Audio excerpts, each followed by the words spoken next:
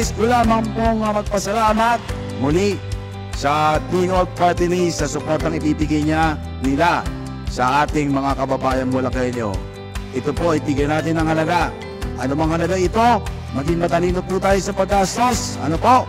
Kung maaari, gawin natin itong pangkabuhayan at ingatan po natin na basta-basta ito makawala sa ating mga kamay.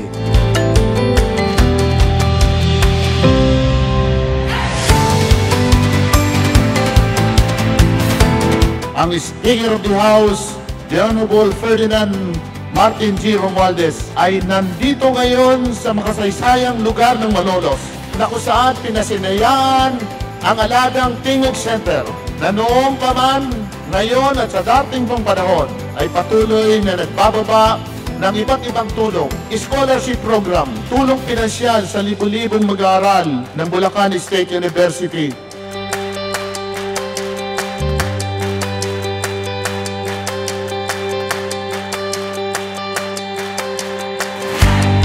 Napakaswerte po ang Primero Distrito ng Bulacan, yung bayan ng Malolos, kasi ikinakatawa mong congressman ng First District, si Attorney Danny Domingo, ay napakasipag at napakamaayos yung trabaho niya. Akala mo tahimik lang yan, pero very effective yan, at lahat ng kailangan po ng inyong distrito inaasikaso niya. Hindi yan parang sinasabing neophyte first termer, veteranong ang kilos niya.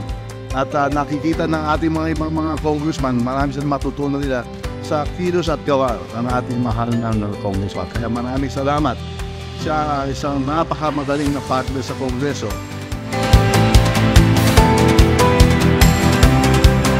Nadinig ko na yung mga hinayin po ng ating mahal na congressman na gumawa ng isang lone congressional district sa City of Malolos.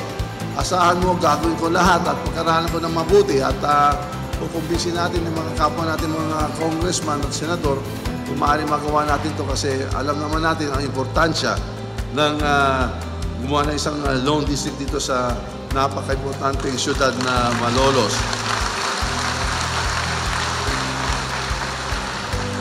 At asahan mo din to kasi lumabas na nga sa balita, di ba? Kasi yung ibang mga senador, sinasabi nila masyadong mataas yung budget natin dito sa flood control. Kasi hindi sila tiga rito, hindi sila tiga Bulacan at hindi sila nararanas yung mga problema.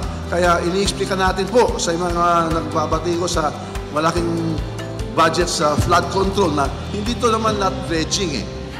Itong over 200 billion na para sa flood control, ito ay isang comprehensive approach po to sa problema ng pagbabaha dito sa lalawigan Bulacan at saka dito sa rehiyon ng Central Luzon.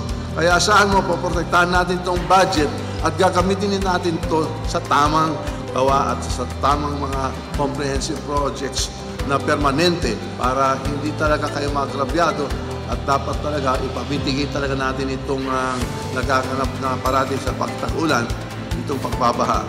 Asahan mo na yun parating nasa isip natin kung paano natin mag-alleviate, mag-relieve dito sa flooding dito sa Bulacan. Maraming salamat po sa inyong lahat. Mabuhay Bulacan, mabuhay sa bayan Pilipinas. Maraming salamat po.